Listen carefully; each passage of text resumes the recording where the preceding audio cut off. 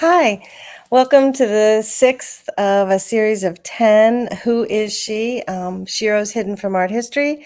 I'm Tilly Strauss. I'm one of the founding members of the Inspiration Arts Group International, and I'm an artist in upstate New York, really not too far upstate, only 2 hours north of New York City.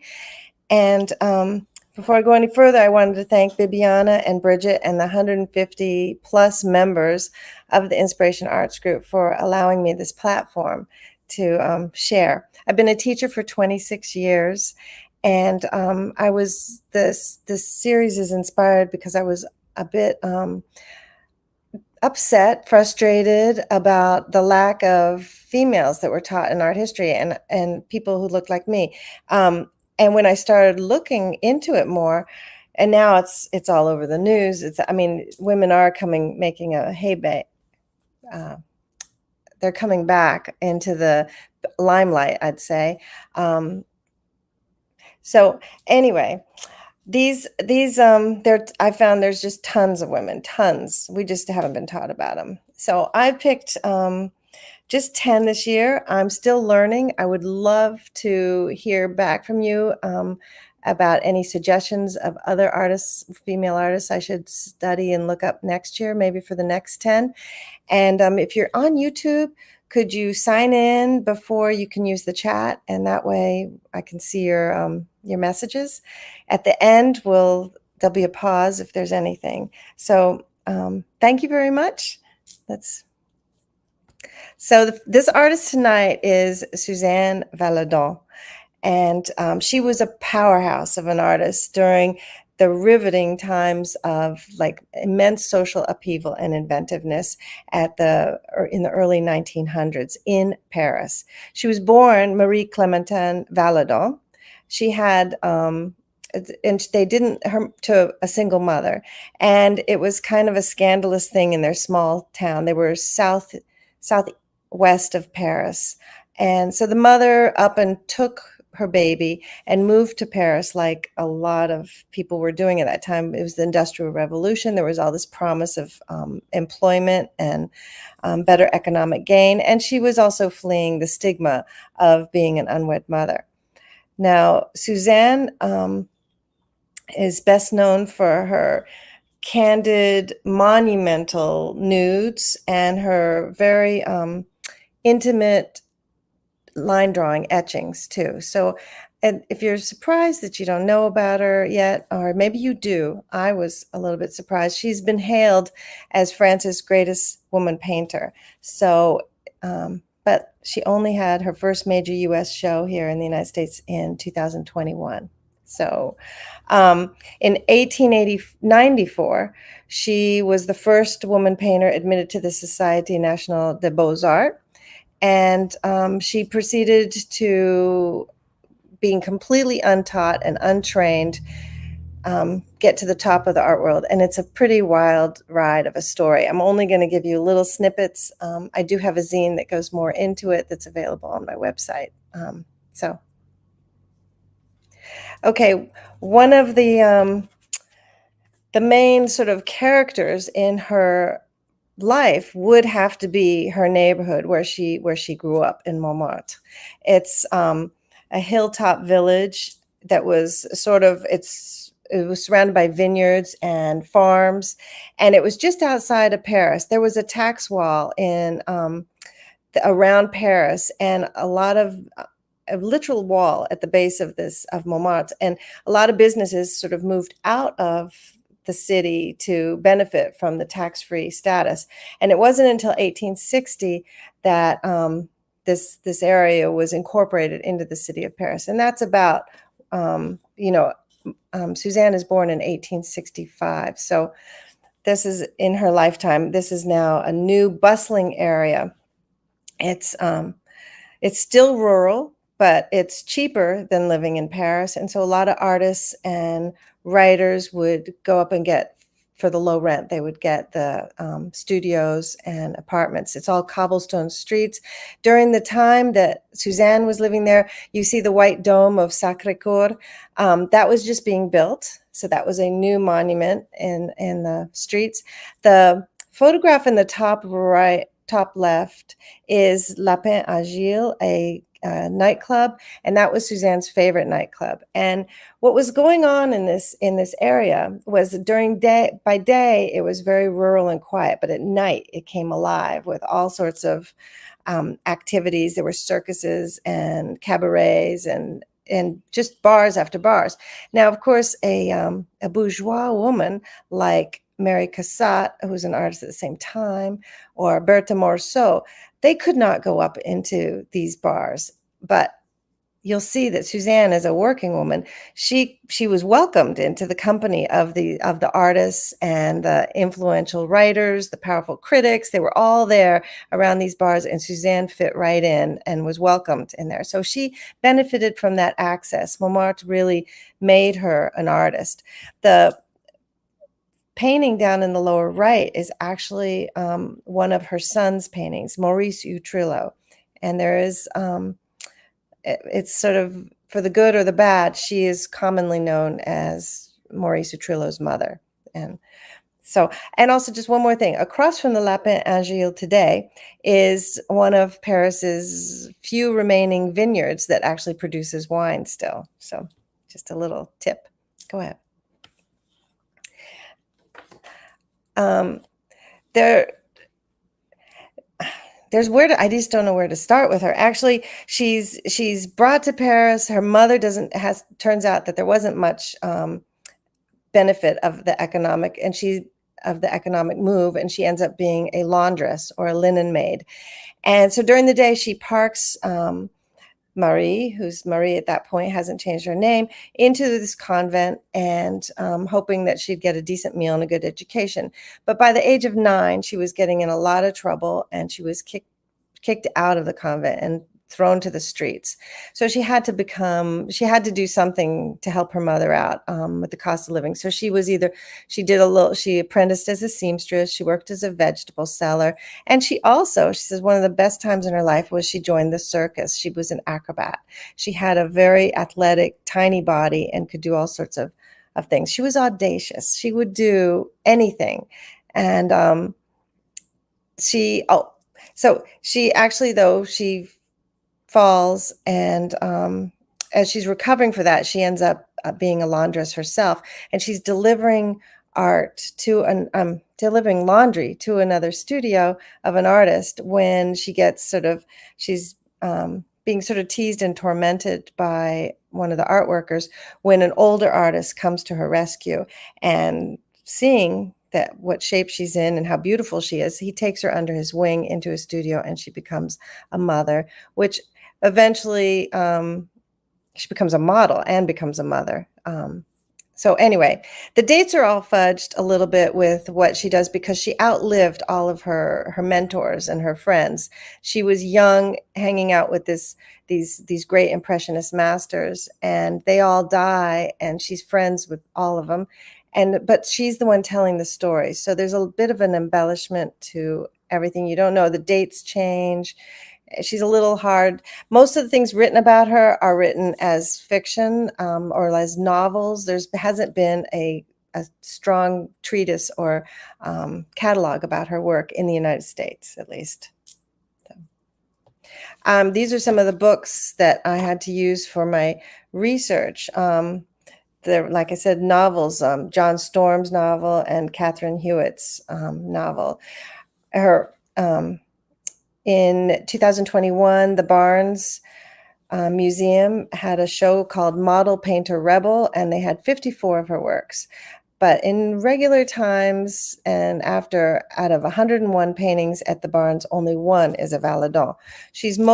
Her work is mostly in private collections. So.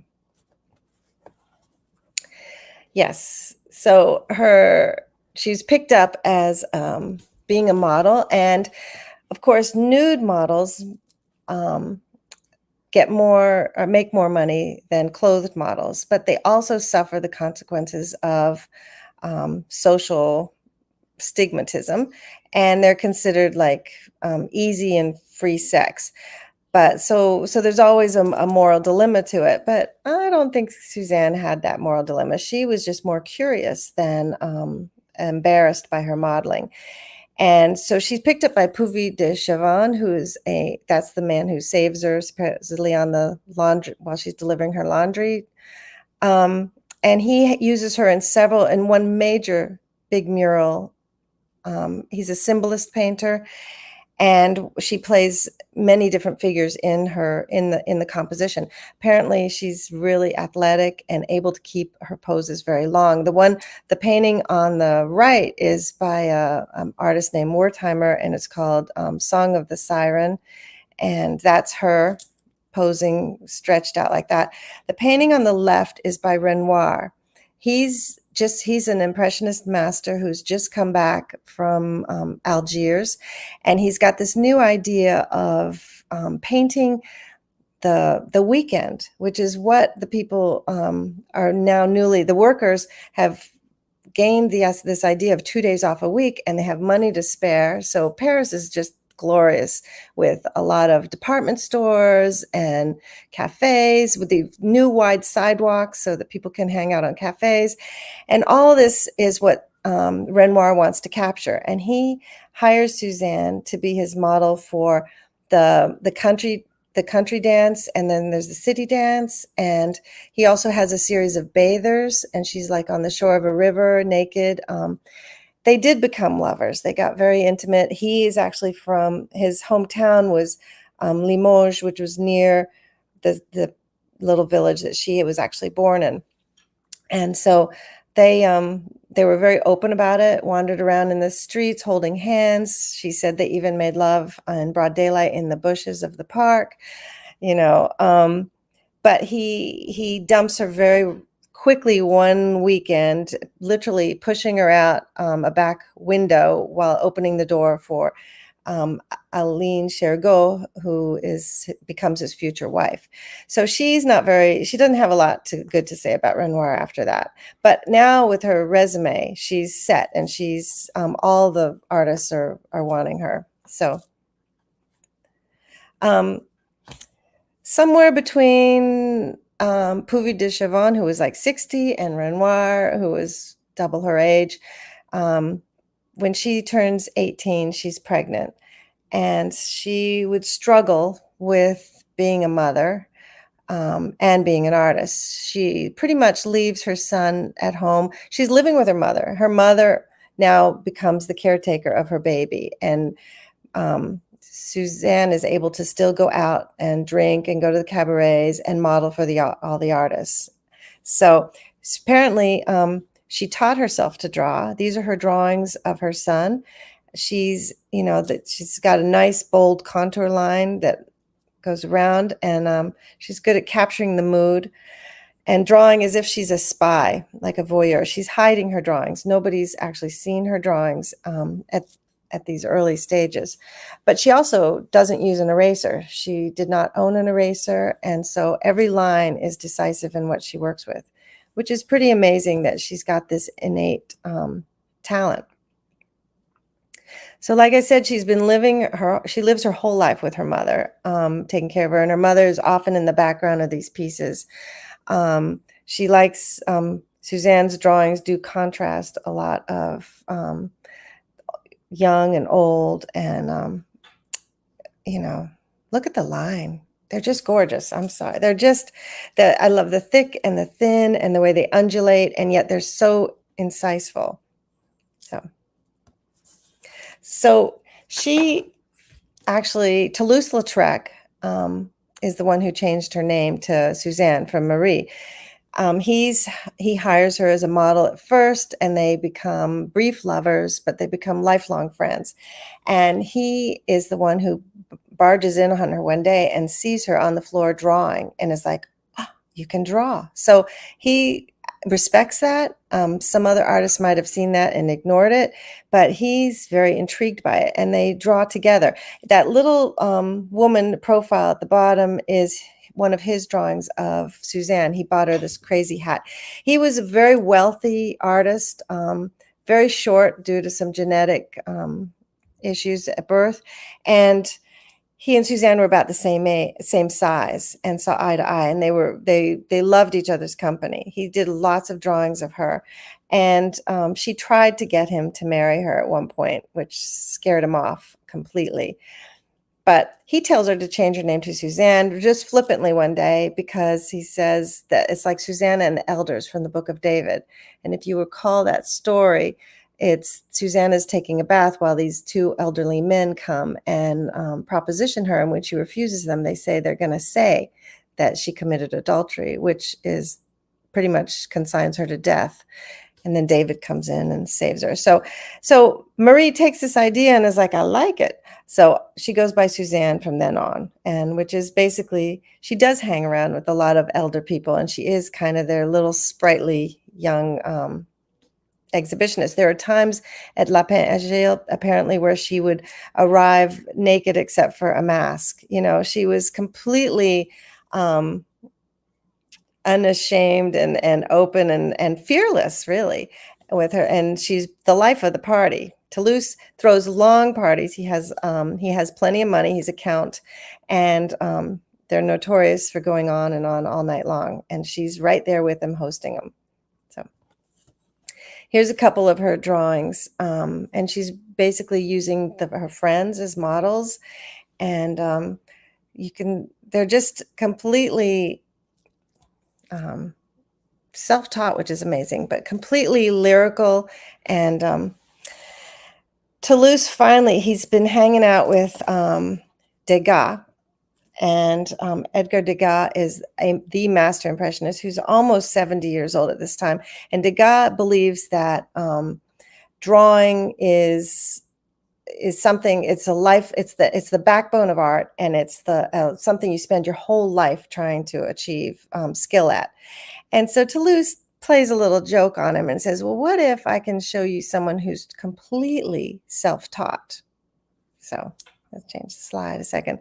So there's an arrangement to have Marie go to his house. She introduces herself to Marie as Marie to him, and this is before she's taking on, is while she's doing her shift to Suzanne. And he looks over her drawings. It's a great story, like in a sort of dark drawing room, and he's by the window and he's looking at him and he stares at her, and he's a very curmudgeon-y, he's kind of almost on the edge of being what he will be later, reclusive and a total hypochondriac. And so he goes through the paintings twice and then looks at her and he says, you're one of us. And from that, and right then he buys a piece, which is her first art sale. And he'll go on to buy like 30 or 40 pieces from Suzanne. And he spends, but he doesn't buy them from her. He goes to the gallerists and the dealers and looks for them in the shops, which only is like, only raises her notoriety that Degas is inquiring after the work of Suzanne. He takes her on as his protege, and he calls her my terrible Maria. He loves spending time with her. And he teaches her etching. On the second floor of his house, he has a press. And with her, Degas works on her transcribing her line into etching. They don't use copper because he thinks copper is too soft for her line. And they use zinc that can handle that boldness. And in 1898, also, I got to say, James Whistler is president of the International Society of Sculptors and Painters and Gravers that's based in London, and he's a friend of Degas. And 5 of her pieces are accepted into that exhibition. So now she's got a foothold in an international realm on her resume, and she's also then accepted into the Impressionist and Symbolist show that comes up after that, and that is she's hanging right next to Gauguin and all the bigwigs. So she's gaining confidence. I put this in. I should have warned that there is nudity in these in this talk today. I'm sorry I didn't say that earlier, but hopefully you're not offended. Suzanne wasn't offended. This was her work. She modeled and she painted. I like these because these are the earliest ones she did at Degas Studio, and she didn't know that everything was reversed. And so you see that her name is engraved backwards, So those are really fun prints to find. She printed a lot. She never signed or did editions. And so you can find these on eBay and stuff. at different auction houses. The print of the two women drying themselves on the right, she ended up showing those at Volard's gallery. Degas curated a show of 12 of her etchings, and they were pretty much sold out, and Vollard ends up ordering 100 more of just this print itself. So who knows if she made even more than that, but you can find these available. So she has a bunch of private collectors happening now, and artists are mostly buying her work, though, because they believe in it. Degas gets the exposure, pumps up her demand. Ambrose Vollard takes her on. He's got a little teeny gallery, and he cooks casseroles, so they're very popular. He feeds everybody who shows up. At this point, I could go on and on about the lover she had. I mean, and the scandalous things she did. It's very interesting, but I thought we'd just keep it to her art a little bit tonight. So let's just go on. This is her palette, which is kind of sweet.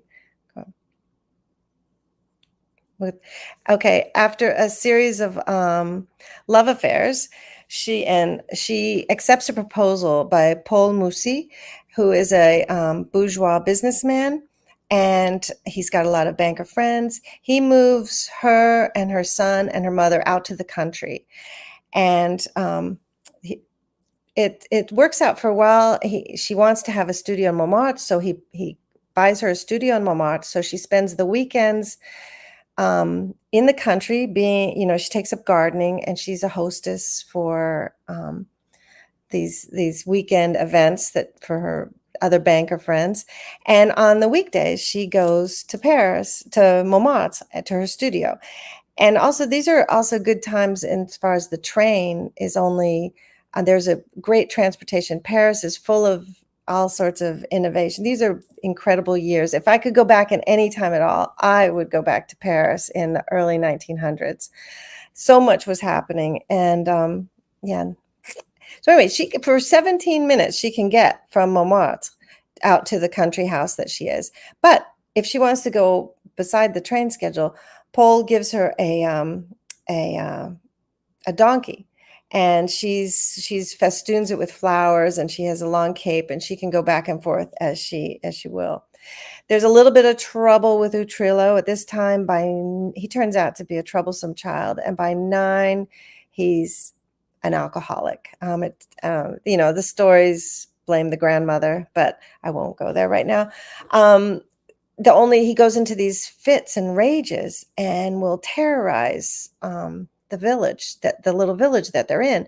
He's also been kicked out of school. Poles tried to get him some work. He nearly beat to death an employer with an umbrella in one of his rages. And the only thing to calm him down is a sip of alcohol. They have to move out of the village because the whole village hates them. And Paul decides he's going to build a house with very thick, high walls and with shutters that can snap shut, soundproof, everything. But in the meantime, he parks Maurice and Suzanne up in Montmartre for the year while he's building the house. And they looked back on this year as like one of their best. She returned to Montmartre full time like a celebrity. She had the money to throw it in the streets for the little orphan kids. She would feed her cats caviar on Fridays. Here's a portrait. Also, I put this portrait in here because this is one of her models, which is actually her maid, which is there's a way that Suzanne sees into the person, and she's not just a demure employee. She's an actual, a woman. And the cat is Rimanu, which features in many, many of her paintings. If you look up impressionist or post-impressionist cats, you might find some of Valadon's work there. But this is one of her. She has this chair set up. She's doing very well and paying them very well, the models. Okay, I just wanted to say too, when this on the left is Maurice, her son, as a man. He's now getting in so much trouble. He's in and out of prison and institutions to try and dry out. And one of the doctors tells Suzanne, Suzanne, why don't you teach him to paint as a distraction? And crazy as it is, he was an unenthusiastic painter. He took postcards of Montmartre area and would paint them and mix the paint with like clay and moss and sand and for texture. So they were just different enough to be like modern, but yet traditional enough to excite the tourists. And he actually starts becoming a commercial success pretty early on. So he's got money, she's got money, they're having a great time. When enter in the picture Andre Uter, who's also another painter, and he's actually a friend of Maurice's. He's about 20 years younger than he's 23, she's 40, and it becomes the love of her life. And it's scandalous. They have this open love affair that goes on until Paul, her husband, confronts her several times. She refuses to quit, and so he divorces her. So now she's a divorced woman, doesn't seem to, with a much younger lover, with her mother and her son, her alcoholic, raging son, all living in one place in Montmartre again. And they have to rely really seriously on their artwork. And so turns out Andre is a very good businessman. He's also well acquainted with a lot of the hot artists of the day, the Fauves and the Nabis. And so hanging at the bars in Montmartre in his circle, Suzanne is able, her career is actually reinvigorated by this exposure to these new, young, vibrant art groups. So this is her giant, it's life size. These figures are life size. It's pretty amazing. Never had a woman painted a nude heterosexual couple, life size, fully frontal. The fig leaves were only added later. This is Andre and her. And she was completely inspired to take up this giant oil painting. Up to this time, she'd only done a little bit of oil painting, but mostly it was drawing and etching. And from now on, once Uter's in her life, she's painting. He said, I gave her paint, you know. So she also has, in addition to her early exposure with Vollard, the dealer, she's got Berthe, and who's an amazing female art dealer in the Montmartre area.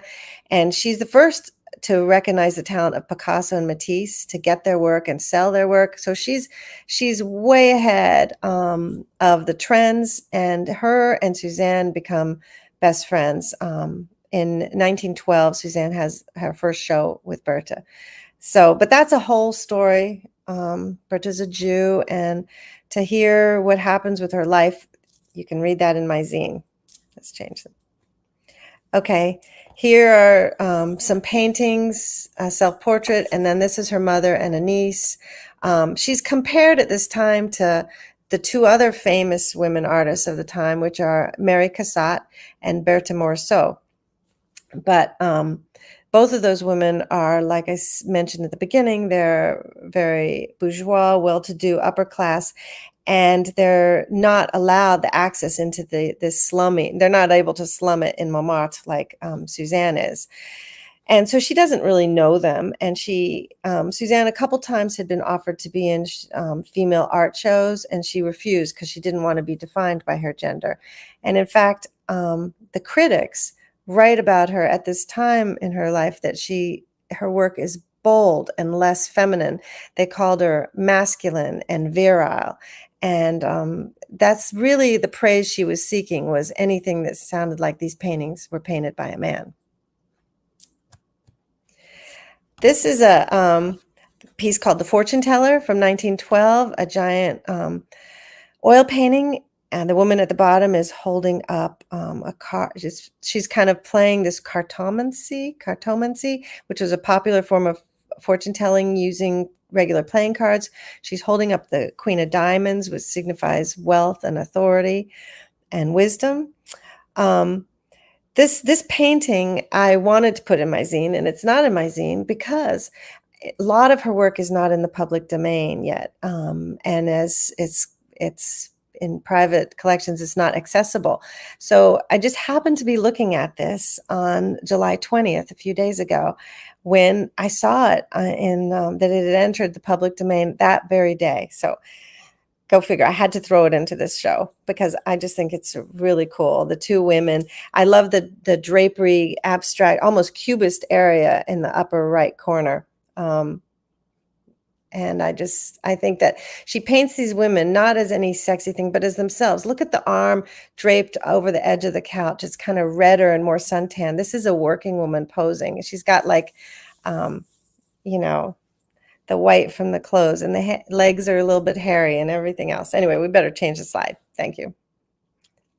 Uter. She paints him every which way. She's a little bit more discreet, and things are, strategically placed to get herself accepted into the salons and stuff. This is called Casting the Nets, and it's just a total in-your-face piece.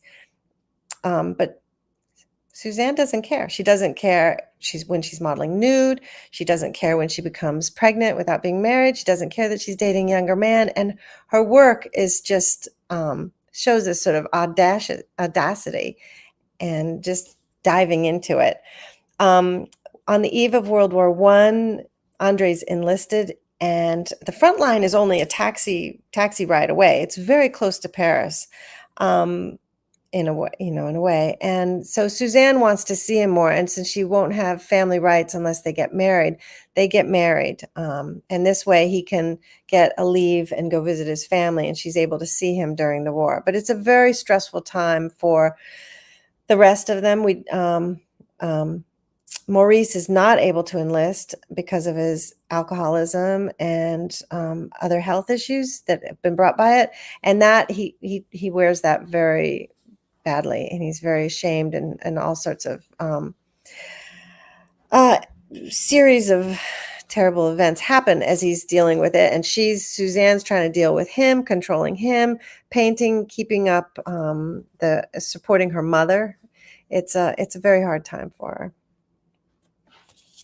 But when the World War I is over, Paris is a very exciting place. There's a lot of new ideas. There's the whole emancipation of women. There's a Pan-American Congress held in 1919 in Paris. It was a movement to liberate the German colonies overseas. And a lot of Black people came to that Congress, and Suzanne does this series of paintings, and so far the model of either the Black Venus is what the historians call them, but there's like 5 or 6 of them. We don't know who the model is, and I'm sure that's being worked on right now as people get more and more interested in Suzanne's work. Maybe you know, but her the work is very bold, and these are huge. These are in-your-face pieces, solid, voluptuous, and then in a riotous background of colors. There's a little bit of Cézanne in there, you can see, and Gauguin. The Blue Room, which is a painting on the right, is painted in 1923, and that one is at the Musée National Art Moderne in Paris right now. And it's a radical re-representation of women. She's wearing pants, she's smoking, she's reclining, and there's books at her feet. These are emphatic messages to other women that, we've arrived, this is it. And it's a celebration of being female. I thought I wanted to stop over this painting. It's called The Tossed Doll or Abandoned Doll, and it's from 1921. And what's I find interesting in this one, this is the whole story behind it.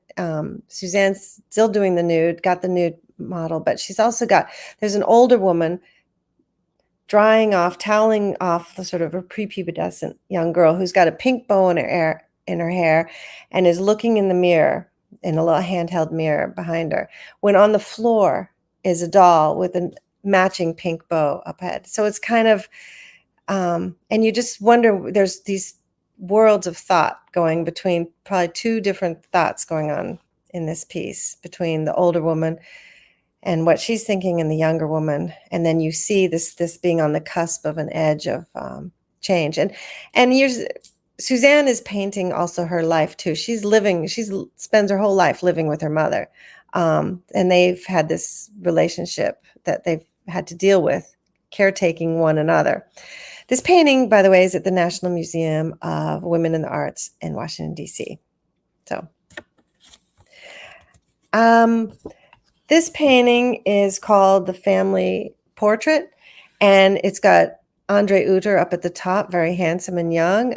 Her mother on the right, sort of looking over her shoulder, probably hasn't smiled in years. And Maurice down at the bottom, kind of melancholy, maybe in one of his periods of sobriety. He's struggling. And she's in the middle as the one that, and looking directly at us. She's the one holding us in place. The three of them, Andre, Suzanne, and Maurice, were called the Cursed Trilogy by everybody in their neighborhood, pretty much, and or that's the way they're known.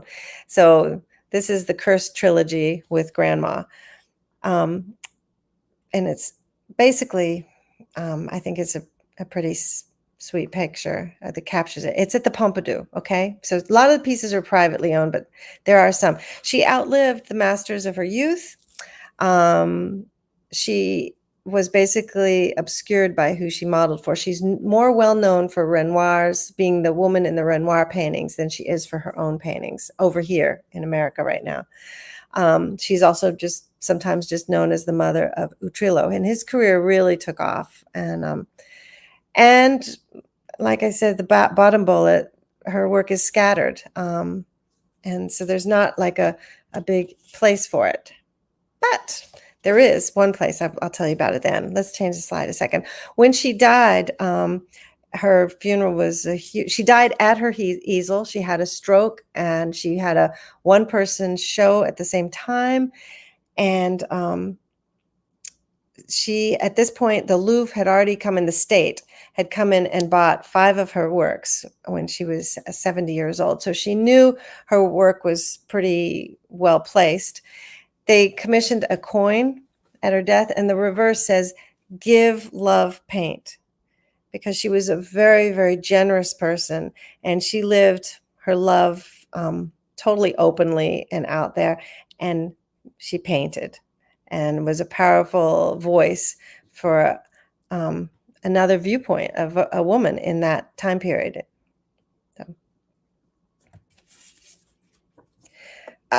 So I just put this is a drawing she did of Eric Satie, the composer, and then there's sheet music. There's, she had a torrid affair with him, but in my Who Is She zine, there's more information about all these kind of things. I have it here, and it's 20 pages of full color stories and everything else. I appreciate you spending this time with me and letting me share what I do know about her. I want to also show you that this is where you can buy my things. I'm sold out of the Judith Leister at this point. But go to the next one, and I'll share the next artist that I'm excited to share will be Dora Maar, and she's a French artist, and I'm heading over to research her, and that'll be August 23rd that I can share. I'm going to the Dora Maar house in Mentorship, France, so I should get some good information. I'm going to have for the women, for all the artists in the group who attend the symposium in Hudson on August 17th for the Inspiration Arts Group International, I will have some of my zines there too. So you can look them over and see if you want any. Thank you, though, for your support at this point and paying attention. All right. Thank you. Any comments, anything? I don't see anything in the chat. Uninhibited, says Kate Long. Yes, she was uninhibited. That's the way. Thank you so much, everybody. Have a good evening, okay? And see you in August.